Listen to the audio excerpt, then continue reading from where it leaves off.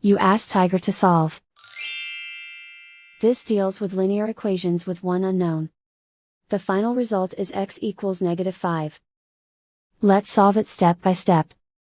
Simplify the expression. Simplify the arithmetic. Group like terms.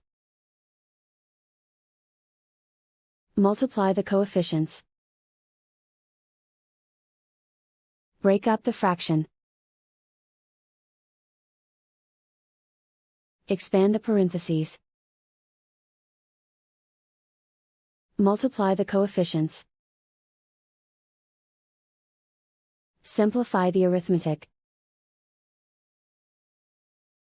Expand the parentheses. Multiply the coefficients. Simplify the arithmetic. Isolate the x. Multiply both sides by 252x plus 1260. Expand the parentheses. Simplify the arithmetic.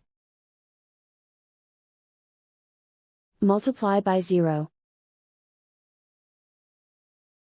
Group all constants on the right side of the equation. Subtract 5 from both sides. Simplify the arithmetic.